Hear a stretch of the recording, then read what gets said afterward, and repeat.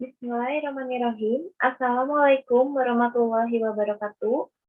Kami dari kelompok 1 yang beranggotakan 3 orang, yaitu ada Andin Nabila Putri dengan NPM 19.01.0038 dan saya sendiri Siska Fitriani dengan NPM 19.01.0044 dan ada Putri Agistiana dengan NPM 19.01.0052. Di sini kami akan mempresentasikan hasil diskusi kami, yaitu tentang advertising atau iklan.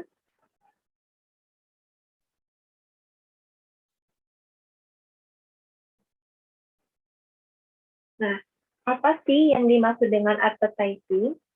Advertising ini adalah iklan. Iklan adalah penggunaan media untuk memberitahukan kepada konsumen tentang sesuatu dan mengajak mereka melakukan sesuatu. Dari mata seorang konsumen, iklan merupakan suatu sumber informasi atau hanya suatu bentuk hiburan. Nah, secara umum, iklan membantu menjelaskan akan suatu produk, sedangkan bagi perusahaan itu sendiri, iklan merupakan suatu alat pemasar yang sangat penting bagi perusahaan. Nah, di sini ada definisi advertising menurut para ahli. Yang pertama ada menurut Kotler, iklan adalah segala bentuk presentasi non-pribadi dan promosi gagasan, barang atau jasa oleh sponsor tertentu yang harus dibayar. Selanjutnya ada menurut Justin Saladin. Advertising adalah salah satu alat promosi, biasanya digunakan untuk mengarahkan komunikasi persuasif pada pembeli sasaran dan masyarakat di mana bentuk penyajian iklan ini bersifat non-personal. Selanjutnya ada menurut Stanton yang dikutip oleh Wilson Simamora.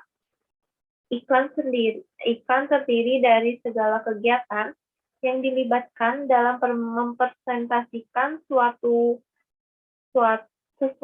kepada audiens secara non-personal dengan sponsor yang jelas dan biaya suatu pesan tentang produk atau organisasi. Yang terakhir ada menurut Fendi Ciptono, iklan merupakan salah satu bentuk promosi yang paling banyak digunakan perusahaan dalam mempromosikan produknya. Nah, ada syarat-syarat advertising, yaitu syarat yang pertama yaitu menjual. Iklan yang baik harus mampu menjual pesan sehingga orang akan mudah tertarik untuk mengetahui lebih lanjut tentang produk yang akan ditawarkannya. Syarat yang kedua yaitu persuasif. Tujuan utama sebuah iklan adalah untuk membujuk, sehingga iklan yang baik dan sukses adalah yang mampu membujuk audiens untuk melakukan sesuatu seperti pesan yang disampaikan oleh iklan. Selanjutnya ada syarat yang ketiga, yaitu unik. Nah, tentu saja iklan yang baik adalah iklan yang otentik atau unik dan tidak plagiat, tentu saja. Dengan keunikan pada iklan, orang akan lebih mengingat iklan, produk atau pesan yang akan disampaikan dalam iklan tersebut. Nah, yang syarat yang keempat yaitu ada relevan. Maksud dari relevan adalah terdapat hubungan antara iklan dengan produk yang diiklankannya. Nah, syarat yang kelima yaitu simple. Nah, tentu saja iklan yang simple akan lebih mudah diingat oleh para audiens ketimbang iklan yang berlebihan ya. Nah, yang terakhir ada syarat yang keenam, menghibur. Iklan yang baik dan sukses adalah iklan yang tidak hanya berbicara tentang produk saja, tetapi juga dapat menghibur para audiens. Di era ini bahkan iklan sudah berkembang menjadi konten marketing atau bisa dibilang iklan berbasis konten. Dengan kata lain, iklan dimasukkan dikemas dalam sebuah konten hiburan yang cukup menghibur. Nah, selanjutnya ada fungsi advertising menurut Terence Tim. Secara umum periklanan mempunyai fungsi komunikasi yang paling penting bagi perusahaan bisnis dan organisasi lainnya, yaitu informing atau memberi informasi, membuat konsumen sadar atau aware akan merek-merek baru, serta memfasilitasi penciptaan citra merek yang positif. Yang kedua ada persuading atau mempersuasi. Iklan yang efektif akan mampu mempersuasi atau membujuk para audiens pelanggan untuk mencoba produk atau jasa yang diiklankannya. Selanjutnya yang ketiga ada reminding atau mengingatkan. Iklan menjaga agar merek perusahaan tetap segar dalam ingatan para konsumen.